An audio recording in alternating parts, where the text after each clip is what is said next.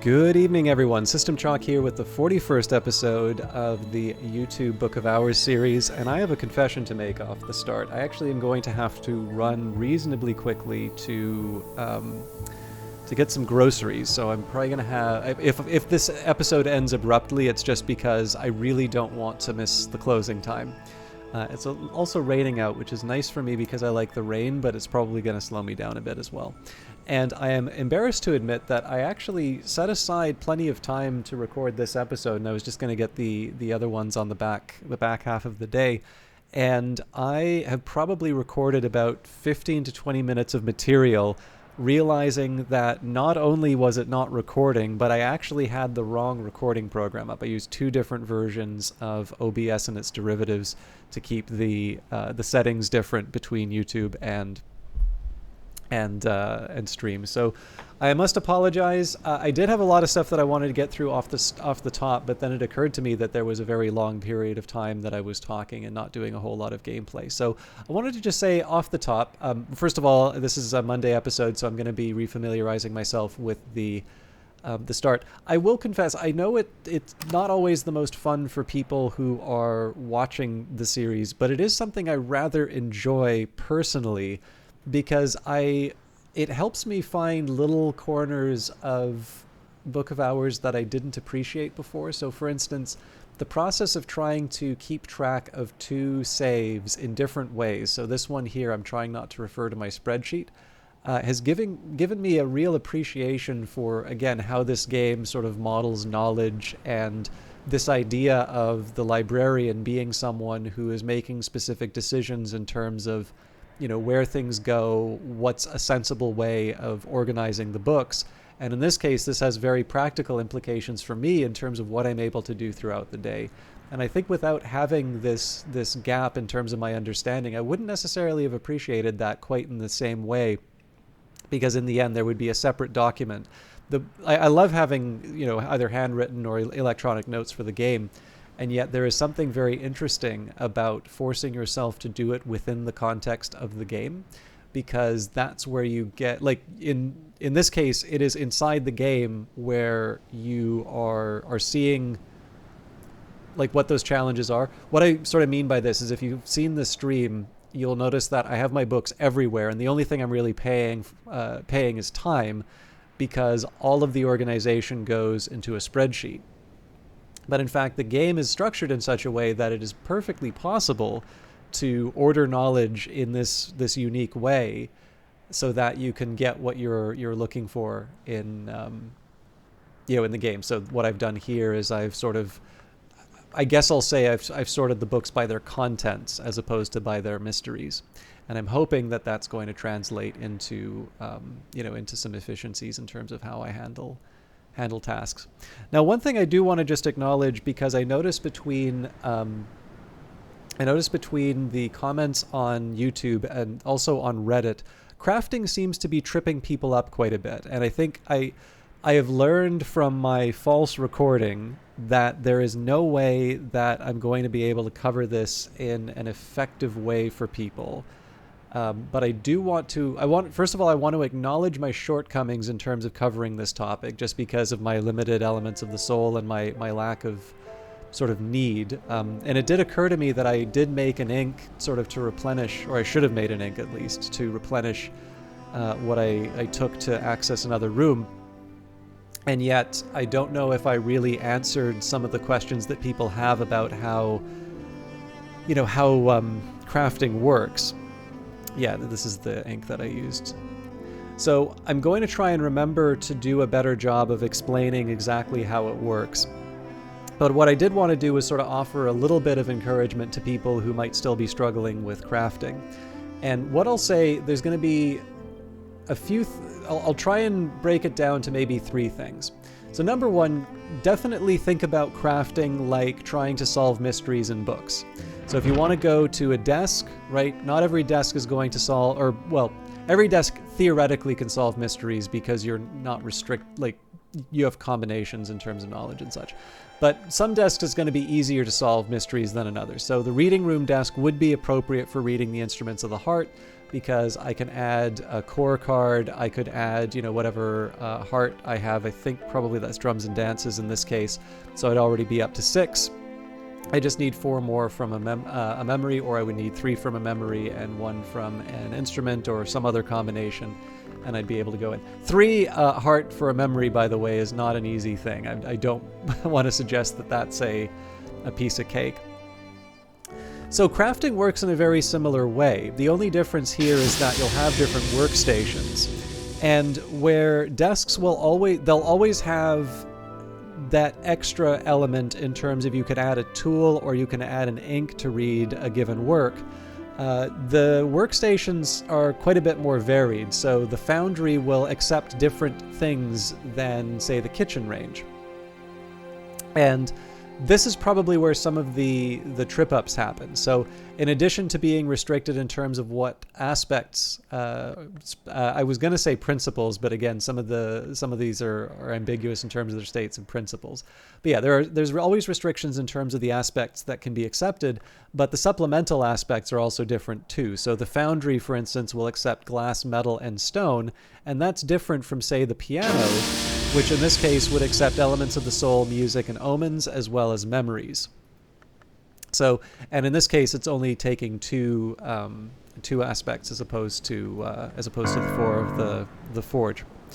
So, essentially, now the reason why it's built this way is that the game is rather clever in terms of largely preventing you from making preposterous things. So, generally, if you want to make things like Solomon's Preparation, you're not going to do that at the forge. You're going to wind up doing that at the in the alchemist's glassware. I don't know if it's impossible to do. I need to sort of think through it, because again, the fact that you get 2 aspects to a memory can sometimes help you work around that.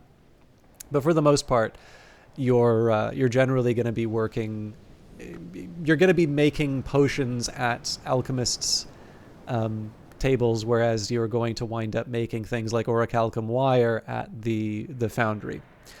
The last thing to kind of really talk about in terms of... So again, sorry, I'd want to try and recap here. So number 1, first of all, if you feel that you have a good understanding of how to solve mysteries in this game, you actually probably have a good idea about how crafting works as well. The one thing here is that each crafting station, though, is going to be different, and it's those differences that I think wind up making it feel like it's a bit more complicated than it needs to be. I also like to think of the apprentice level challenges as sort of freebies. So essentially all you need to do is, all you really need to do in this case is hit the 5 of an aspect. And this is actually also a great example about where you could use weird combinations. So for instance, here we'd say, okay, well, the foundry, there's no possible way that I'm going to be able to do a moon recipe, right? Well, as it turns out, if we do sickle and eclipse, that'll take edge. Well, that already gives me 4 moon. And I could say, well, now we'll add the stolen secret because, that's knock. And even though I can't add a tryst, which would give me the moon element of the soul, if I had shapt, if I had Arab, if I had metal, if I had health, any of those would allow me to build that 5 moon, even though it sort of seems like, the foundry wouldn't actually allow me to make a moon recipe.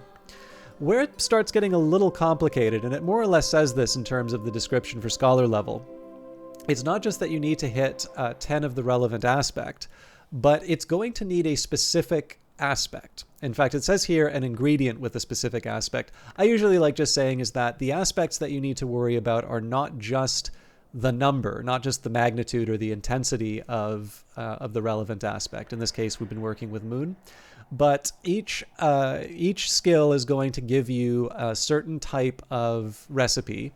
I think everyone is guaranteed to have at least 1 recipe, but you are not always guaranteed to have sort of 2 of each layer. But when it comes to those level 10 recipes, you need to have the presence of a specific aspect which is related to the type of ingredient that you're including. So this would be something like glass, this would be, metal, leaf. There's lots of different examples of these. Now, often what will happen is if you meet the requirement, but you don't have the relevant ingredient, the game will tell you in this section here. So in this case here, you don't just think about the number, but you also think about the presence of something like glass. The keeper level ones are the most challenging. So the keeper level, in addition to having a very high intensity for the aspect that you need, it doesn't just require an aspect, it actually requires a specific ingredient. So for instance, if you want to make a very powerful ink, one of the very powerful inks uses Solomon's preparation as an ingredient. So if you don't know how to make Solomon's preparation, or if you don't have any around in the area, you're not going to be able to make that ink. Furthermore, there's some exceptions where you can get the powerful results from lower level Scholar recipes, but I'll let you figure that one out on your own, because it's better to speak in terms of the general rules. But you can think of basically the 5 is the freebie, the 10 you need to worry about the presence of a specific aspect, whereas the 15 you need to worry about the presence of a specific ingredient.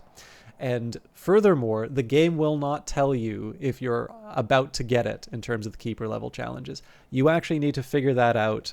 Very often you will get hints when you make Scholar level items. And you'll also get hints from the books.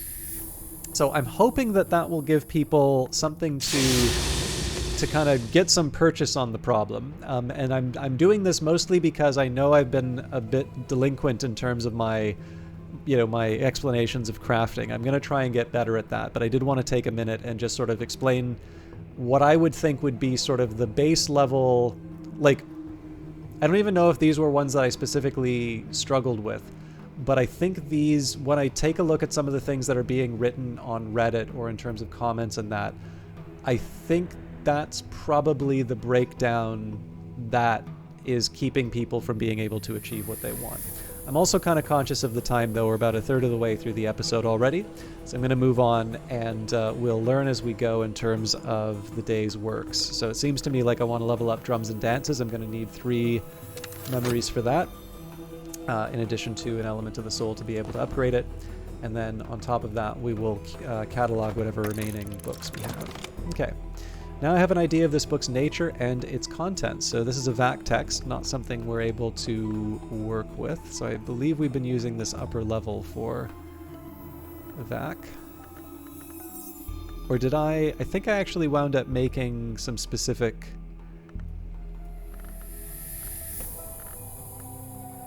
I think I wound up making some specific rooms for a few of these things, but anyways.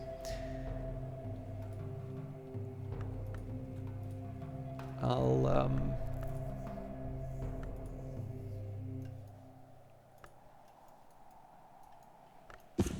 move this over here for now. I don't recall what I was doing in bed. Right, we're dreaming on the Solace, so I'm only going to need 2 heart memories when the time comes. Okay, so leveling up drums and dances is one goal. Now we've got the wheeled-filled spring, the rusting stair, the collapsed cellar, the blockaded stairs, the shrouded space, and the squawkful logia in terms of areas that we can explore. We also have the silvered snares, the veiled chamber, the shrouded stair. Shrouded stair doesn't take that much, actually. And the stopped clock. So I'll maybe focus on the kind of baronial and curia areas first.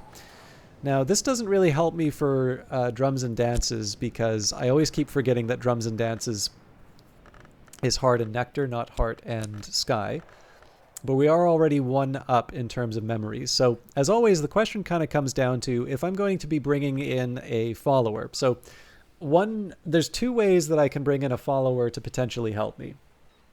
The most obvious answer for the artist is to use Arab to bring in Mrs. Kill. Now, the catch on that one is that what I'm really looking for there would either be a lower level edge challenge. So I say a lower level edge challenge just because Denzel, I believe, has a higher edge than Mrs. Kill does. Actually, Mrs. Kill doesn't have any edge. Mrs. Kill has heart. Sorry. I'm forgetting. So yeah, it wouldn't even be edge in that case. I would be bringing her in for a little heart or more grail. I do also have the option of bringing in Mr. Kill, who I believe is winter and sky. But clearly I have the extra Arab. So those, in terms of getting somebody who is a memory generator, that's kind of the big argument for bringing in either of those two people.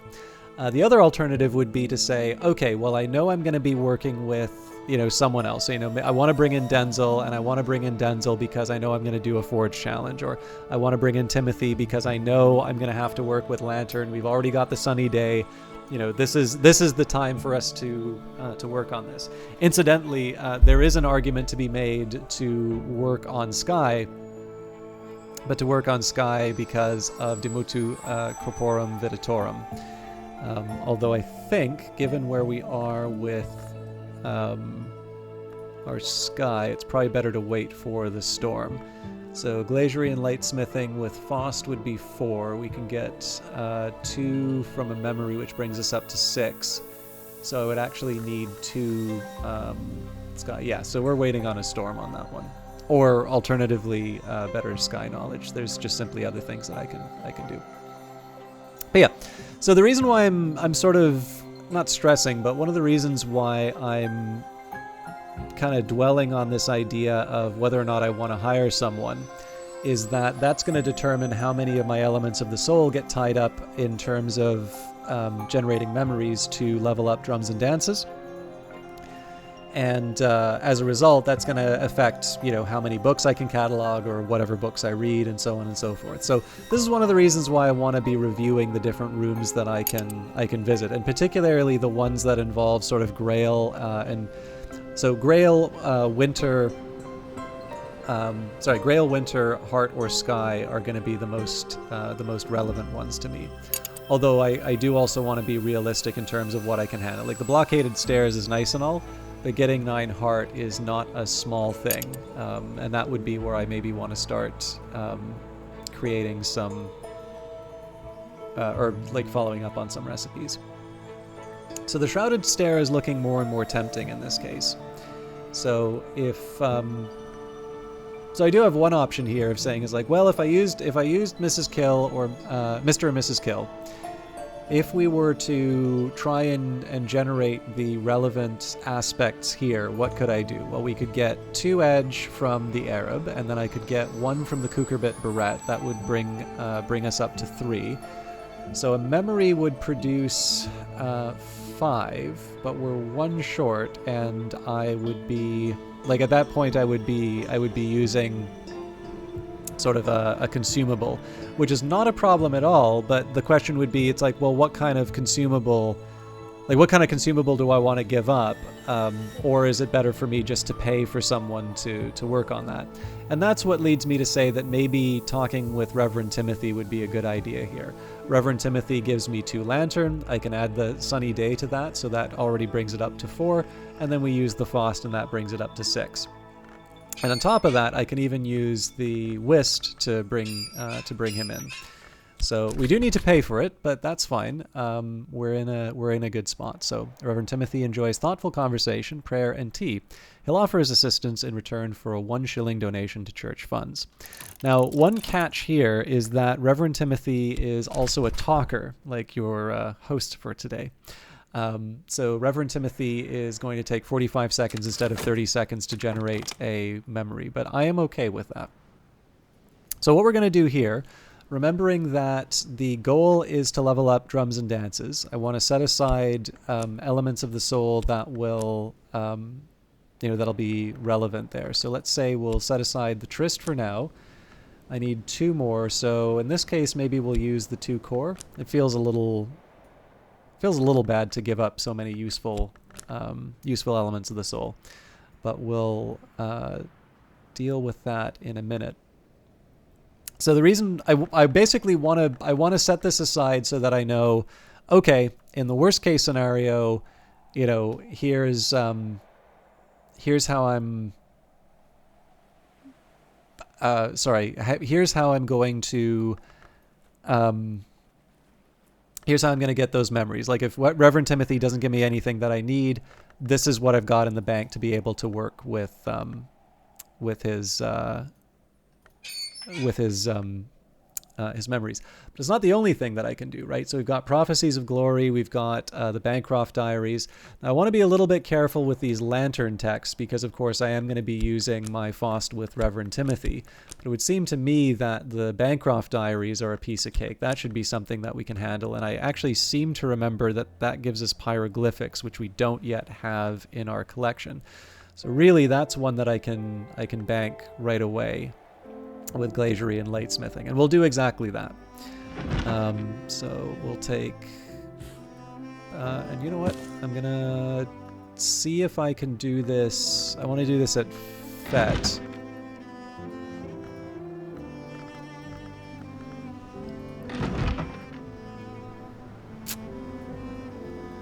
I think I'm short on the desk that I need to make this happen. Maybe not.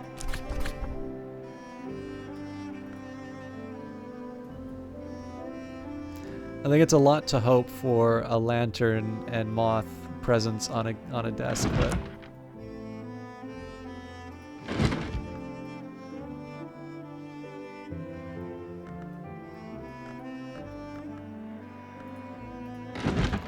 so it's lantern, sky, moth, or rose. Unfortunately, I think I picked an incompatible group, but I can switch out the tryst. So can I do the same argument but with moon? And that does work. So we'll take our glaziering and latesmithing. We'll take our tryst.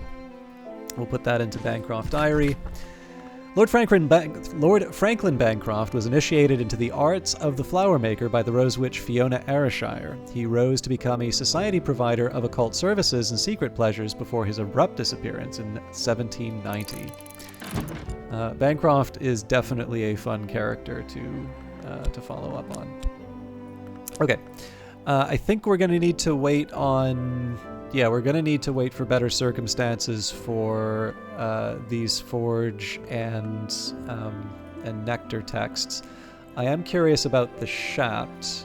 So we've got 2 8s, and I don't think Remsend... Yeah, that doesn't help me out here. So if I were to go for the 8... knock here, I think our best is Edict's Liminal. So we can get together 7, and the drawback is we do not have a... Okay. This might actually be a time that I try to do some crafting. So let's use my Arab to generate a specific type of memory. Actually, sorry, before I do that, yeah, these were all challenging texts that I can't handle on my own. So, oh, but I do have a simple moon text that I can read, so let's focus on that first. So that probably would have been helpful with the tryst, but I believe Arab with sickle and eclipse should help out here. Okay. Moon, a culmination. I can master this mystery. And I think before I go cataloging, I do want to see what the results of all of this is. So we're going to just leave things aside. We do appreciate the contribution. Reverend Timothy, rector of Brandkrug, ordained by the Church of the Unconquered Sun, a learned man, blessed in the tally, and the gate and the light. Okay, so let's start by making Reverend Timothy a level 6 participant. So let's start by talking about the weather, more useful than one might expect, especially in Britain. So I want to be kind of thoughtful in terms of how the day is going to go. That's mostly just focusing on things like if I need to get certain memories by certain times, or if I want to do some gardening, all of that should be happening, you know, within a certain by a certain time. Otherwise, I'm going to lose the element of the soul for the next day. But yeah, the first thing I want to do is make sure that Reverend Timothy is able to do the challenge that I hired him for. And then after that, we're going to try and use him to generate some heart or nectar memories. And again, I get the outside option. If I need to, I can use the earth sign. But what I'm really going to be focusing on is just getting the relevant memories from my hireling, and then we'll use whatever's left over at the bottom of the screen. Reverend Timothy is always, always happy to chat. Collaborate Foss. Together we'll be watchful.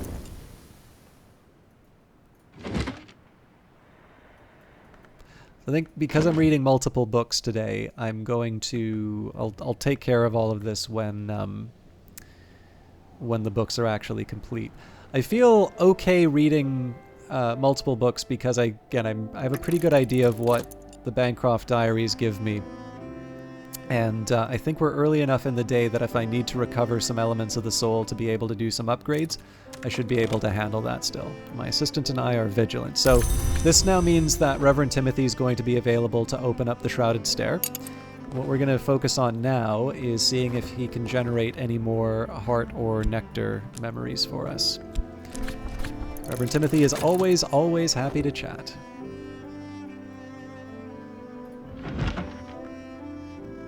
Actually, you know what? We'll at least read the Bancroft entries because I figure we can do one as time goes by. So, Bancroft seems to have been a talented adept, but devoted his energies to frustratingly whimsical projects, arranging grape-fetching races between Mansa spirits, teaching percussivants to juggle, and conjuring storms of imaginary blossoms for the Rose Witch Ayrshire, who resolutely refused ever to couple with him.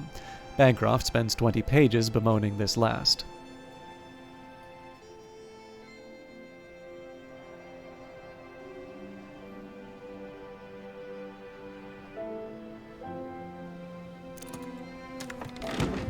Hey, that's a good one. I don't need to listen to everything that Reverend Timothy says. He doesn't really even expect me to, but I'm often glad when I do. So technically we have what we need already, but we'll see if we can do better. The mantra here recorded is a high and exacting magic which can be used to pledge one's spirit to the watchman, beginning an ascent to the house. Bancroft boasts of his ability to recite it when in his cups. He also had it set to music for a performance with fireworks at Vauxhall Gardens. So that gives us pyroglyphics. It also gives us memory foresight, so I want to make sure that I add that to the relevant list, although I think I might have forgotten... Right, no. For foresight, hindsight would seem to me that Bancroft Diaries is the foresight. Okay, so we're going to lock in the pyroglyphics right away, use this lesson to acquire a new skill. And at Ava's desk, we have read The Viennese Conundra. Vandriel describes odd events in Vienna, the disappearance of children, epidemics of parasite activity, animal mutilations, nightmares of worms, the activities of a charitable organization, the New Legions, that funds the burial of the poor. She proposes peculiar connections between these activities. When an individual K attends the meetings, black dogs are sacrificed and quartered. When the element M is in attendance, black mares are found with their throats slashed. I propose that these sacrifices are not necessary, but that our Legion friends may consider them fitting. Herewith, diagrams of the mutilations. Medusa's riddle, then, I choose to render as what is not seen. There is another riddle, one that I have rendered as what may be lost. I will delineate some historic attempts to answer it. These are in themselves, in some sense, sacrifices. So we got fear for that. And a lesson wolf story. So I believe that is another one that is new for us, which is generally good news just because it involves less effort on my part. Okay, so I believe Exorcism for Girls should handle that one.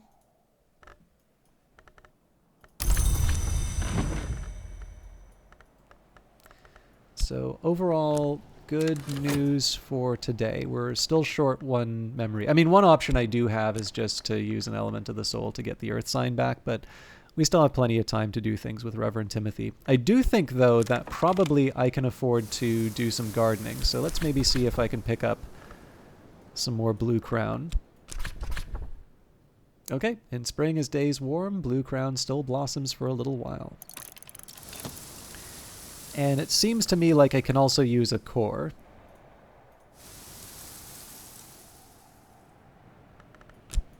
Do I really still get Lenten Rose? Huh. Cat's Claw is probably more appropriate, though. Gather Cat's Claw carefully. Its mischievous thorns find ways through the thickest gloves. I can still do more with the core, but actually I can't because I've given up the no, I do need to keep the core aside. Ooh, it is going to be hard to get to the grocery store, but I'd feel bad if we don't make sufficient progress on a few of the things. So another leaf on the Tree of Wisdoms.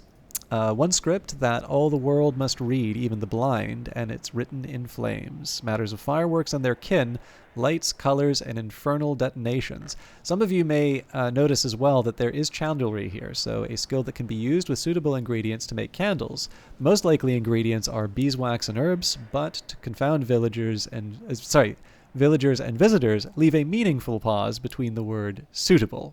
So the most likely ingredients are beeswax and herbs. A skill that can be used with suitable ingredients to make candles.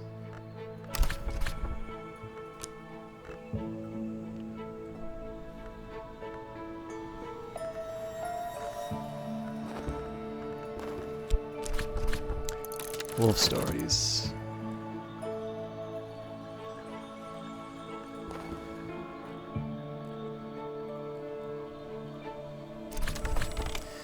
Okay, so that's memory reflection. Now that's something we could have used with Reverend Timothy to boost him to level 6, but that's not a memory that we can really keep anyway, so I'm not too fussed about that. What I do want to think about though is maybe what can I do with my shaft and such. So I'm going to try. Oh, I bungled it by giving up my tryst.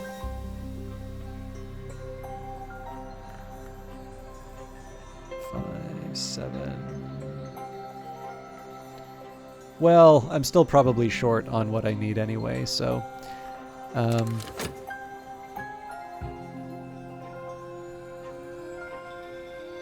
once we've you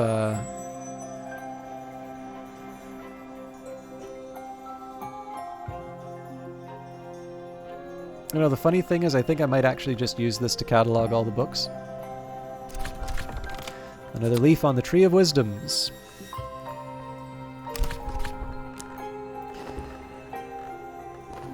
Yeah, you know what? Let's get started. So this is a nocturnal book. The book was probably written around the time of Hush House's nocturnal period after the turn of the century. If I examine it, I can learn more about what knowledge it might contain. Books from this period are almost never contaminated.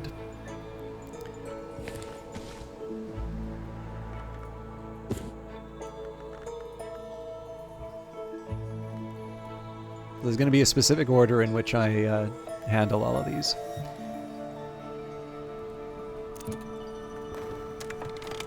Alright, so regret doesn't quite help me here, but we still have time. If we get the birds and the bells, we know what to do. Ooh, The Open Head. Ilse Bischoff's hallucinatory quasi-documentary notionally about the Greco-Turkish War of the previous decade. So this is a film. It's a reasonably high-edge film, and it requires Hyksos to get the most out of it. So we'll wait on that. Let's now use my metal to catalog another book. I think this is the last chance we get to talk with Reverend Timothy before I commit my FET to the relevant memory. Okay, Blue Crown, I'll put that in my inventory for now. Did I turn... Yeah, Christopher's Nook has been overtaken by flowers. Am I allowed to stick him in there? Nope.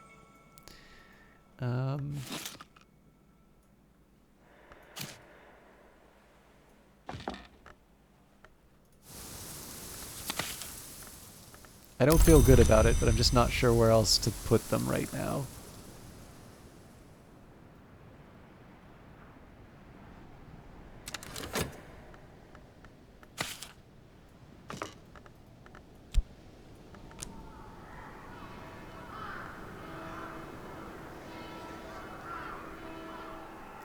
You know what? At this point, I think I'm just going to use the FET to...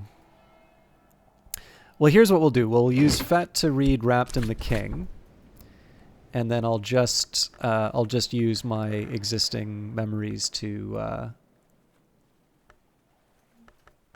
level up Drums and Dances.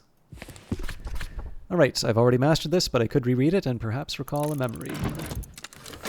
So we got to give this a few seconds here.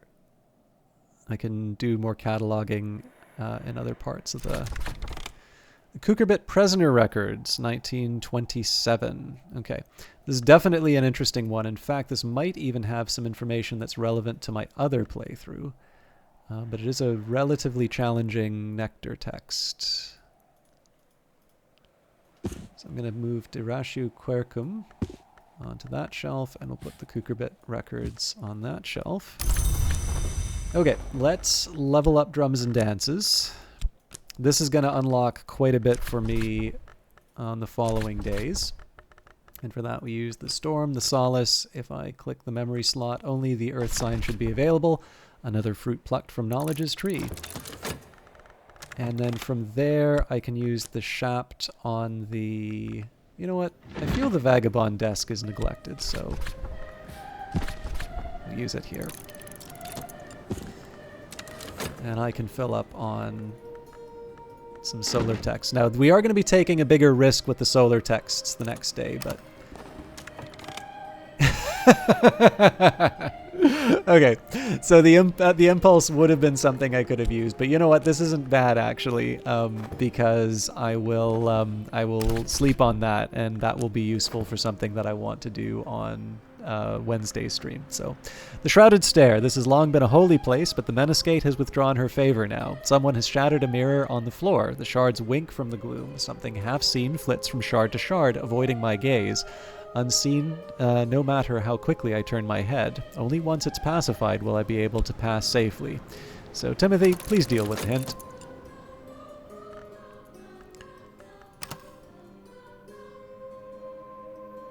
So overall, today wasn't a bad day for us. We definitely got the main goal was to level up Drums and Dances, but we did also get through another series of books, which I'm happy about. My skill is now level 4. Its power aspects have also increased. The main reason why Drums and Dances is so important is that this is going to unlock a lot of Nectar texts for me, so that's going to give me the ability to read quite a bit.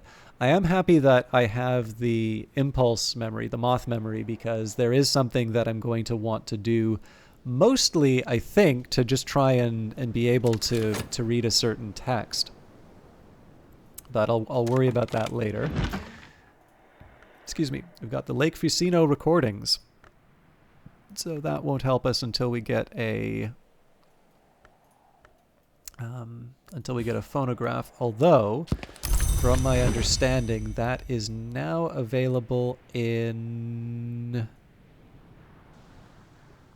Oh no, we've already unlocked the relevant room, I believe. So, yeah, I know where the phonograph is, but I'm not. We're not gonna. We may not have access to it for a while. Okay. So, I'm going to sleep on the Impulse, dream on a memory.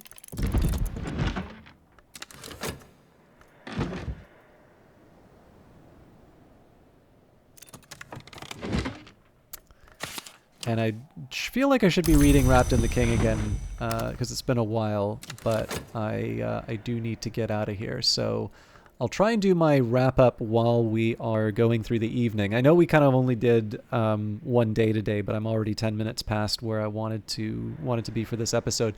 The main, like I said, the main reason we wanted to focus on Drums and Dances was the ability to read so many of these texts here. So the Berry book requires 8 Nectar.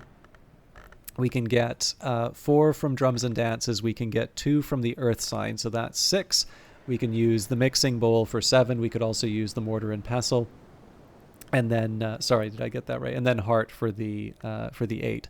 That's also true for the Green Jasper Tablet, and the reason we're allowed to do that is because Crack Track has 2 Nectar to work with, which means that the Cucurbit Records is outside of my grasp. But the hope is that by reading the relevant texts, we're going to be able to level up our Nectar accordingly. We probably also have spring to deal with the next day, so summer to deal with. So probably that means that there's a new visitor, and it might mean an opportunity to learn something new. It may also mean that we get a chance to earn a Spintra by fulfilling their request. Finally, the Radiant Stair. The Watchman's Shrine here is decorated with the Eye Elegabline, a controversial variant of the Watchman's Eye. The Elegabline rites have always had a shaky doctrinal status. It would not often have been seen, of course. The stairs were reserved for the choir monks who sang the Liturgy of the Hours, the only ones permitted to enter the chancel. Still, it is a little surprising that the Eye was allowed to remain when the monastery was dissolved and the Isle was given to the de Wolfs. So we'll definitely talk about the Shrine to the Watchman, but perhaps that's something for another time. Our focus is for tomorrow. We still want to do the cataloging, but at this point, because I've got drums and dances, because I've been able to unlock so many Nectar texts from that, that's going to be the first priority. If I get a chance to do something similar to Reverend Timothy, basically use him to open up the Veiled Chamber, the Stopped Clock, any of those different things, will follow through on it. But my suspicion is that's going to be happening after crafting, and the main focus of crafting is actually something to read a text that I want first. But as always, we will handle those. When the time is right. As always, thank you very much for watching. Sorry for the inflated episode. I can assure you that my stomach is probably going to be even more angry at me tomorrow if I don't get where I need to be on time. But I do appreciate all of the views. I also appreciate the comments, the questions. It's always nice to be able to interact with people. I know the game's been out for a while. There are plenty of people who have already beaten the game, both in terms of streams or videos, and the fact that so many of you have still stuck around, even after that original introduction through things like the Steam stream, does mean a lot for me. So, as always, Tuesday is going to be a day that's off for the broadcast. But in terms of new episodes, those will come on Wednesday, where we'll be picking up from where we left off here. Until then, take care.